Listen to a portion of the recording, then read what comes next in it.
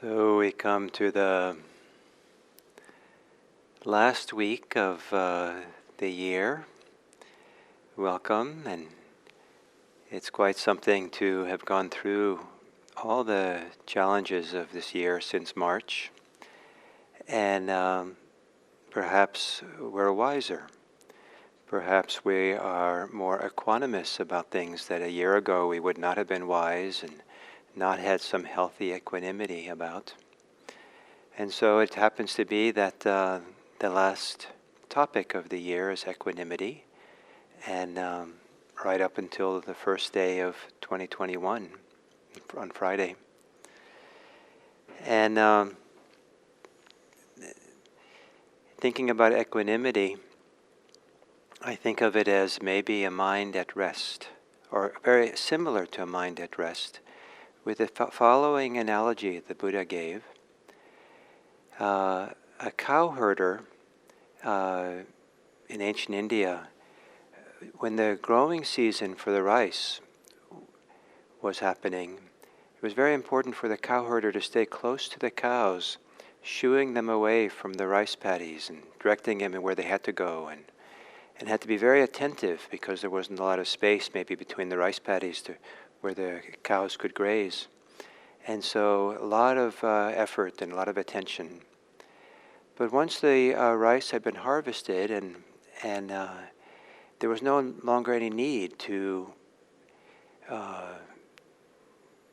shoo the cows around, and rather the cow herder now could lean against a tree in the shade and just keep a equanimous, broad gaze out across the fields and just kind of generally track and be aware of where the cows are, but no longer a need to be for or against them going in this direction or that direction. And so a mind at rest the same way, that has done its work, there's nothing that has to be done, the mind is at ease, and there's no longer a need to kind of follow every little movement of the mind, to move in this direction back to the breath, the here, avoid those kinds of fantasies which maybe you've done 10,000 times. But the mind can sit back and just not be for or against anything, but watch it all in a spacious, equanimous mind. And this idea of not being for or against, not needing to shoo things this way and that way, from a mind that's settled and equanimous, non-reactive, is one of the great gifts of this Buddhist practice. And we'll talk more about that this week. So for now, to take a meditation posture, assume a meditation posture, and gently close your eyes. And without much more, notice the quality of your mind. Is your mind jumping around? Is it strongly concerned with certain thoughts and ideas? Is it agitated, energized? Or is lethargic?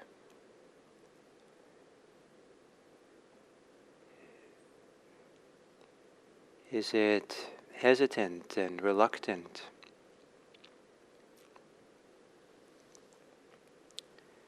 Notice how your mind is, and see if you can notice it with equanimity, with not being for or against how the mind is, but just to notice this is how it is for you.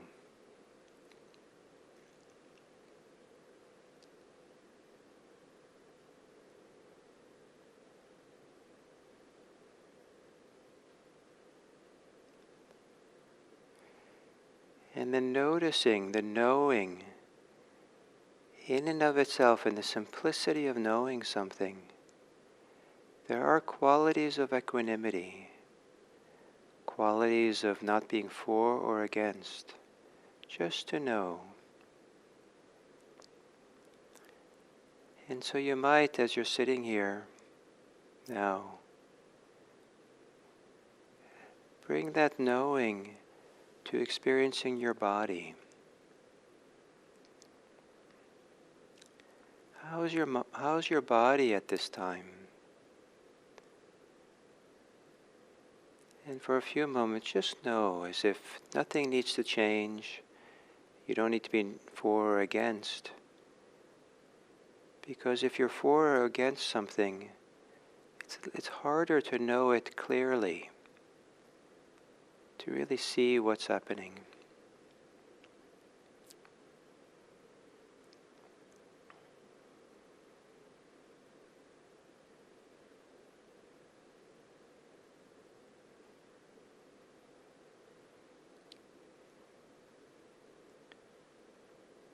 But if there's some ways in which you can adjust your posture so that you're a little bit more comfortable, at ease,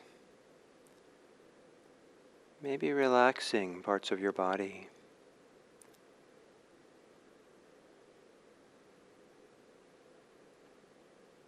There is a subtle way which in the movement of the mind as it relaxes the body, there can be a feeling of equanimity, a feeling of also letting go of for or against, needing to do anything, even though you are relaxing.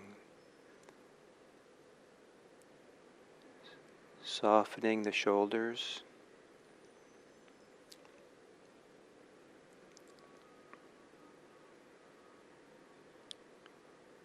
Softening the belly.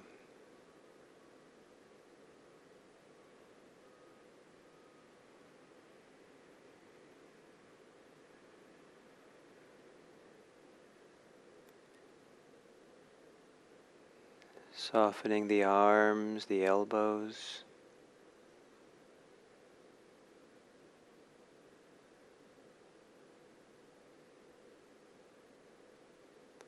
Maybe you can soften the whole waist area around to the small of the back. Maybe by relaxing the tops of the thighs.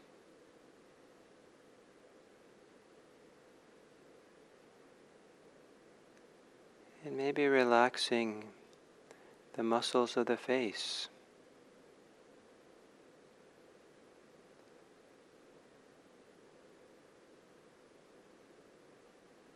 And then, if it's possible, letting your mind be at rest. As if for this time, there's no more work. There's no more anything to be afraid of or to prove or to avoid.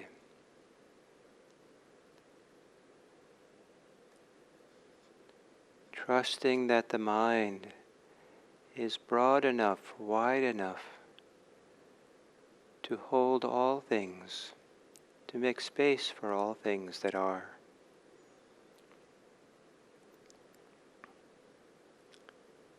And because there's so much space in the mind and the heart, it's possible also to be equanimous, to not be for or against, but to be at rest in the awareness of what's happening.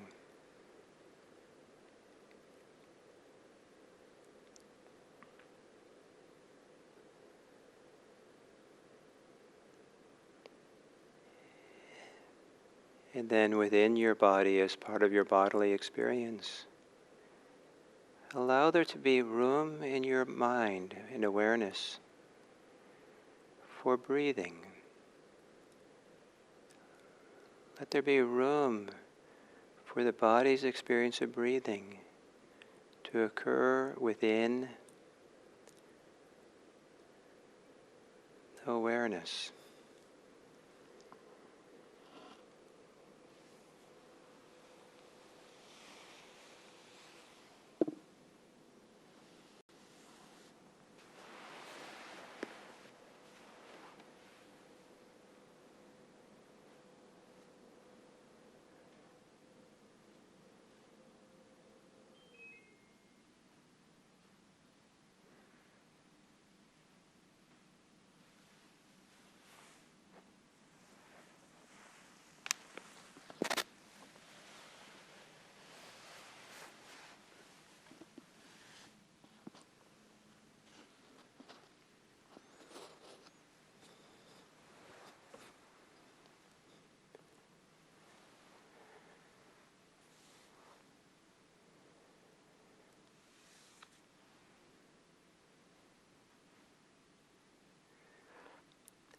and to experiment a little bit with your mind, your awareness, to see if you can find a way to really feel and sense the inhales and exhales without it needing to be any different than the way it is. Whether it's comfortable or uncomfortable to breathe, whether your attention on the breath is clear and continuous or not.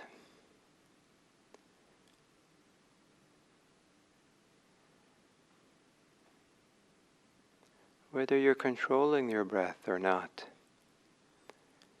Whatever way it is, can you kind of experiment or look for that way of being with the breathing that is spacious and equanimous, balanced and even, allowing it to be just the way it is, and the mind at ease with that.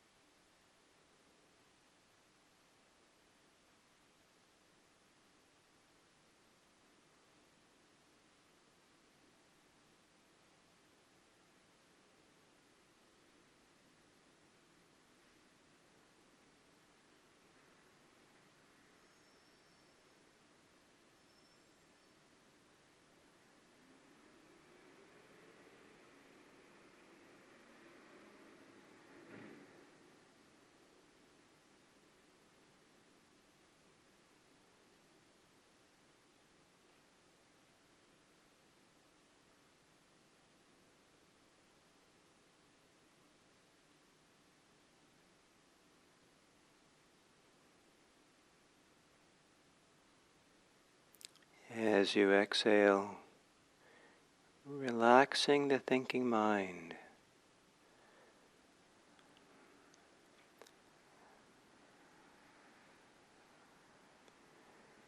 As you exhale, quiet your thinking.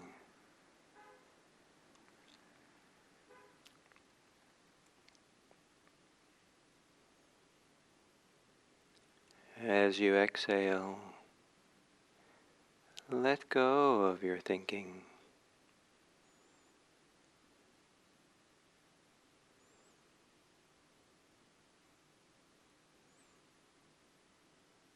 Thinking is often part of an agitated mind, a mind that's for or against things. as thinking becomes quieter, you might look for the increased equanimity, or the way in which the mind is more at rest, at ease.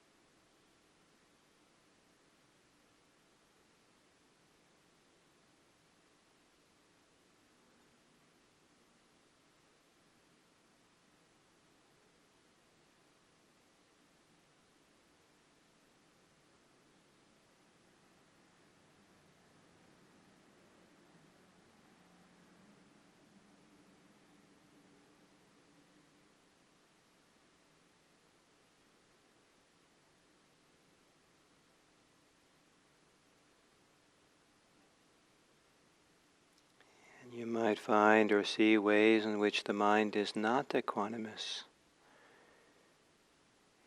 And you step back with awareness and really notice how your mind is. You might find that it's very much involved in wanting or not wanting. being disturbed or being depressed in some way.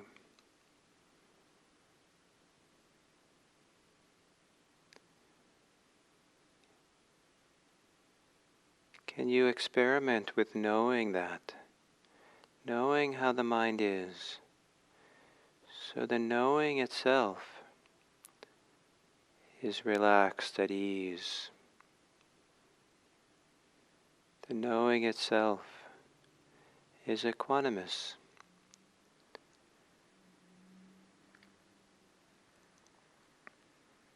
And with some modicum of equanimity, in recognizing how you are,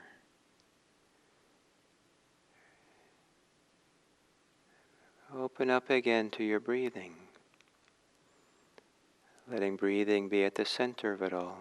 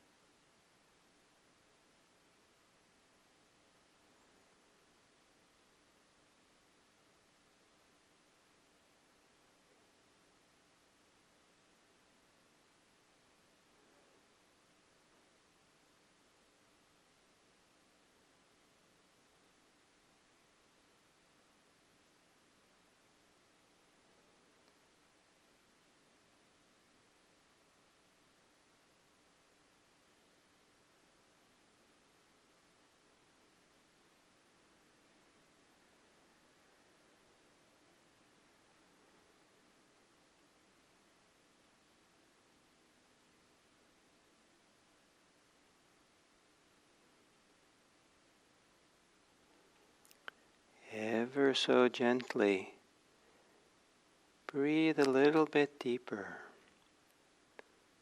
exhaling a little bit more fully. Gently enough so that the mind is restful as you do so. The mind is curious, present.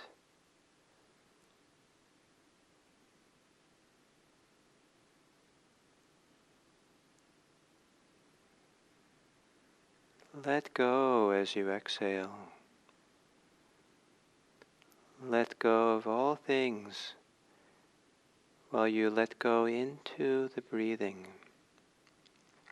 Just breathing.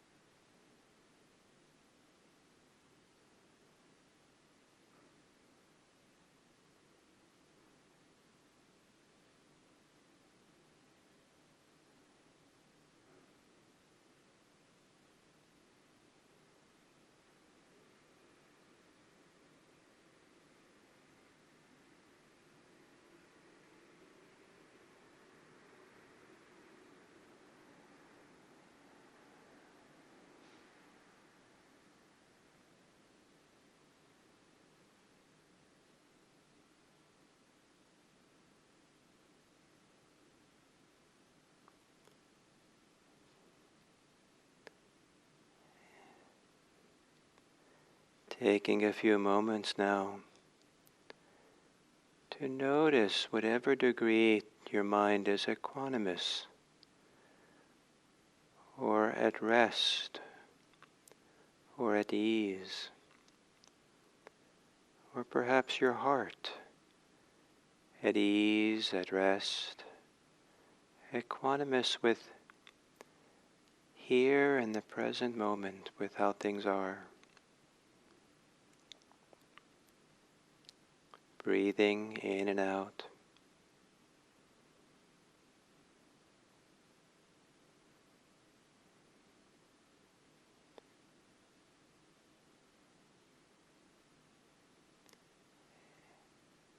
And to whatever degree that the mind is not agitated, the heart is at ease,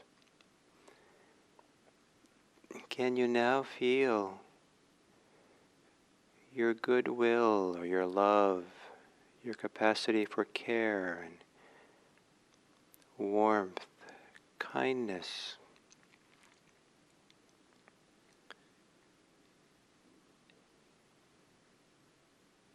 It's almost as if equanimity clears the air, clears the agitation that allows the capacity for love,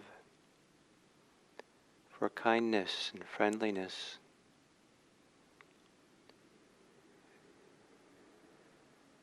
to be more clear, more available.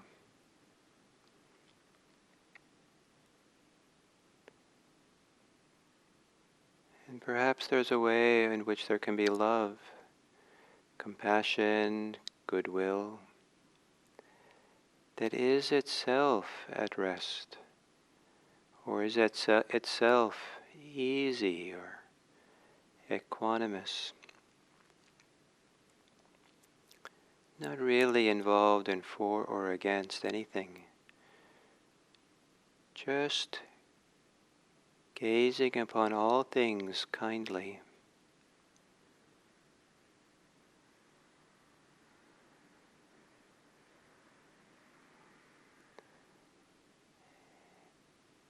And allowing whatever sense of kindness you have to now open up and take in the people in your life,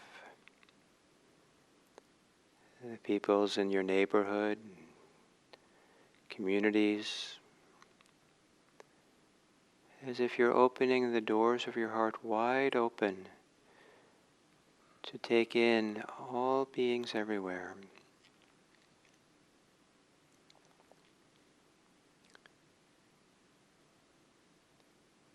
and with equanimity,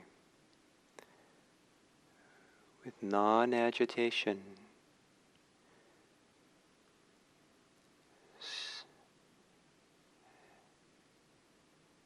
sending your well-wishing out into the world.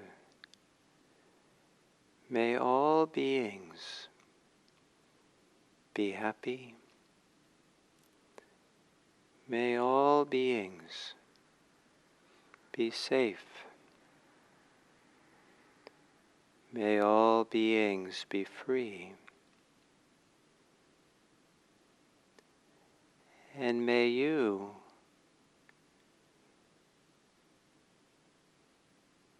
bring an equanimous care and love in your communication with other people today. Experiment with a heart that's at ease and equanimous as you express your generosity and care and kindness for the welfare and happiness of the people around you. May all beings be happy.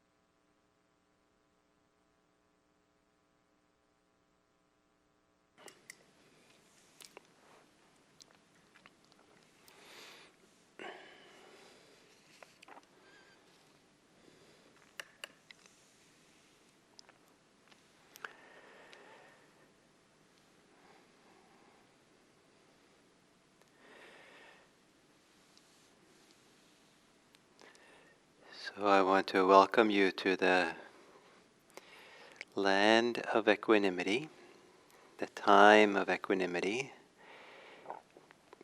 That this is the topic for this week's 5 talks.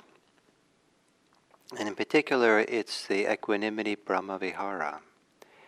It's a form of love which is characterized by upekkha, which is the Pali word for equanimity.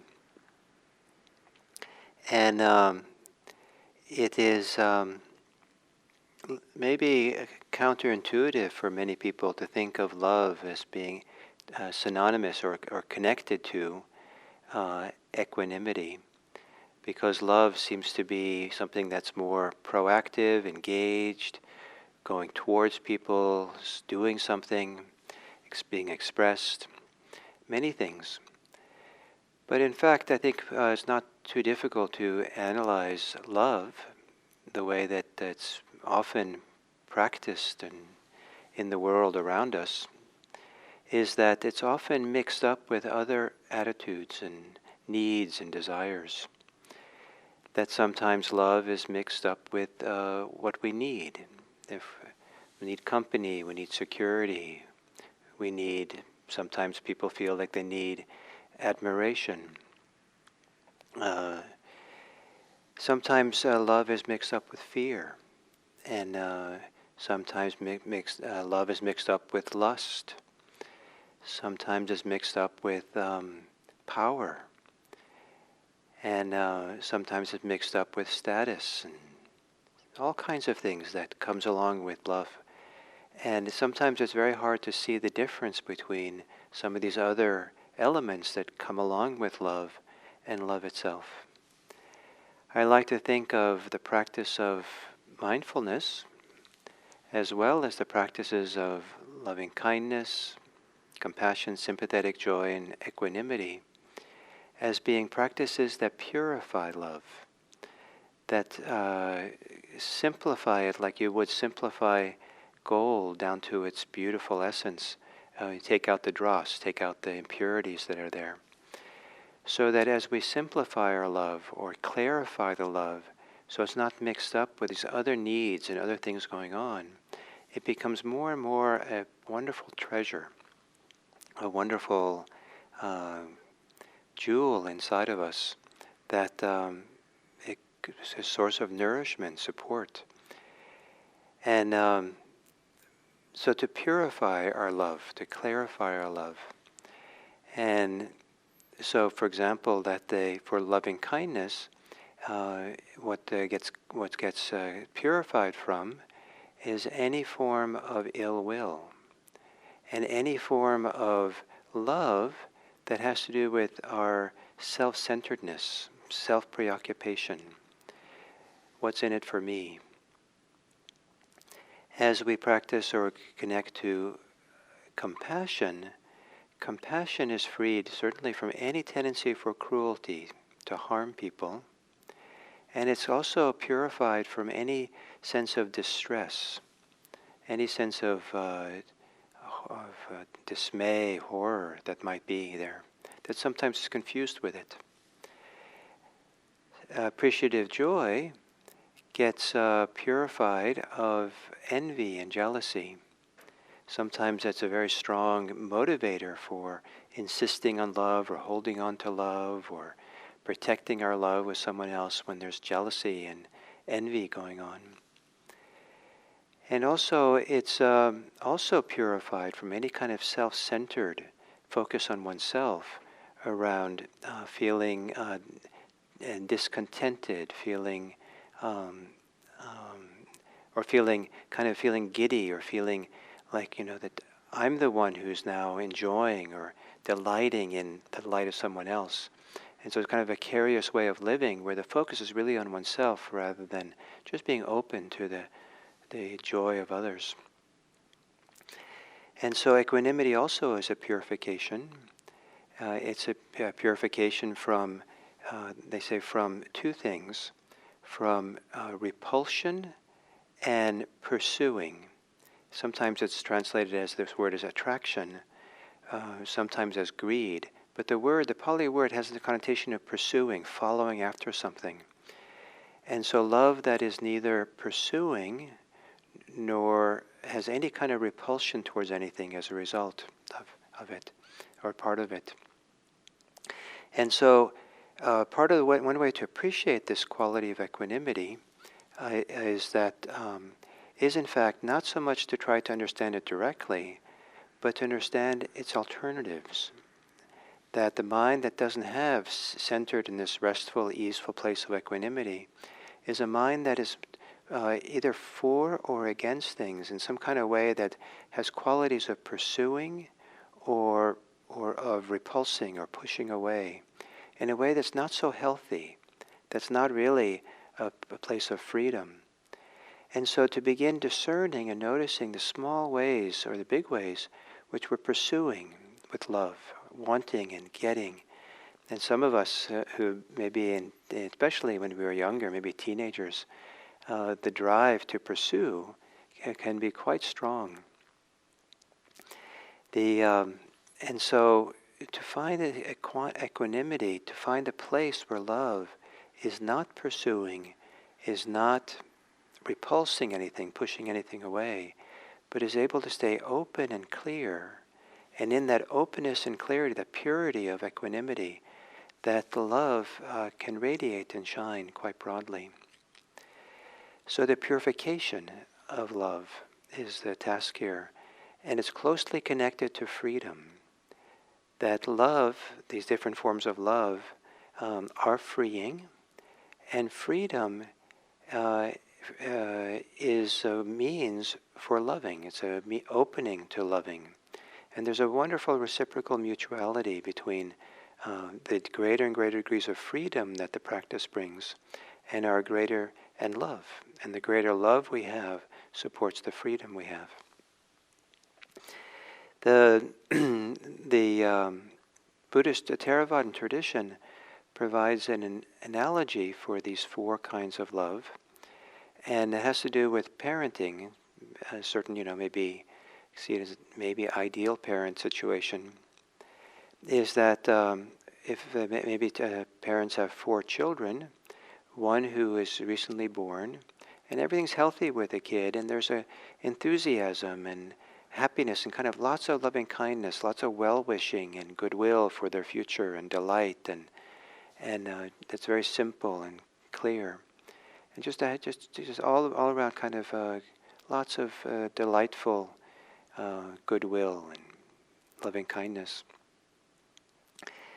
And then there is compassion as that child grows up, or one of the children maybe has an illness, and so the second child has an illness or has some disadvantage, that and the parents feel a lot of care and compassion and support that child in a different kind of way than others because of the sickness they have, and so there's kind of compassion. Someone else is in the flush of youth and life is just opening up for them brilliantly and wonderfully, and there's just a lot of joy and appreciation that things are working out so well, and that the world is opening up for them and the opportunities are there. And then the fourth one is well established in their life. They're maybe in their 40s or something, and well established in career and family or activities, whatever their life is going to be about, it's well established and it's going along just fine. And the parents don't have to think about them so much, not to be concerned with their welfare. And so there's a kind of equanimity towards that child. So this idea of whether this is a kind of a good analogy or not is not exactly the point here. We have to kind of shape these analogies for ourselves. But the idea being that it's association with kind of ideal parental love. And a parental love is generally not, doesn't have the complexities that romantic love have, for example. It can have its own complexities, but the idea is maybe it's easier with parental love to maybe feel a kind of a simplicity and purity there, and sometimes parental love is not about the parent. This is especially true when I think for many parents, when the baby is just born, that just so directed towards the baby that there's sometimes a self-forgetting that goes on for the parents because they're just caring for the babies, everything we need. So this ability to love without it being self-preoccupied love, without it being for me, myself, and mine, what's in it for me, and what I need, and what I have to get. There's nothing wrong with having needs and appropriate needs. Nothing wrong with pursuing what we need to be safe and happy and content. But it's useful to separate that from our capacity for love, so that our capacity to love can be simple, pure, just a wonderful opening and clarity. And one of the ways that I've experienced this in my life, the kind of the door to really appreciate this in a deep way, was or is through meditation. That through my first 10 years of meditation practice, where I'd had a lot of suffering and sat with a lot of suffering, unexpectedly it opened to a lot of compassion. And I learned to appreciate this beautiful capacity for just compassion without any need, compassion without any being for or against, even though there's a movement towards, certainly a movement towards help and to do things, but the movement towards supporting others or helping or caring for others can be done without this kind of self-centered being for or against anything. And then my next years of practice, especially when I practiced Vipassana, I discovered this wonderful capacity of goodwill and of friendliness, of kindness, and also the simplicity of it and the purity of it, and without it needing to receive anything in return. And then sympathetic joy. A lot of that I've really come to appreciate a lot in my time as a teacher. just feeling so much appreciation, so much delight in other people and other practitioners, and learning there also a way in which that coming out of meditation, that delight and joy can be so simple and so without any needs or needing to do anything really, just a delight and joy. And then equanimity. And the love of equanimity has a lot also to do with meditation and the way in which I've discovered freedom in meditation, freedom from attachments and clinging, and just kind of feeling sometimes this real tender warmth and care and kindness that extends to people who I don't really like or have trouble with or disturbed by what they do. And to have this ability to have love and equanimity to suffer so widely, my love and equanimity to spread out in such a clean way is also one of the great treasures. So, so this topic for this week is equanimity, and it's one of the great important topics. It has a lot to do, more than the others maybe, with wisdom, and we'll see that wisdom comes into play, and how the practice really comes to play, and to really cultivate and develop this equanimity factor, and how it is also leads to freedom. So that's the topic for the week, and we'll end it on Friday with the new year, and on the 1st. And for those of you who are up and early enough on the 1st, we'll begin the year with an evocation of this quality of equanimity. And who knows, maybe it'll be a great resource for 2021. So thank you so much, and look forward to tomorrow.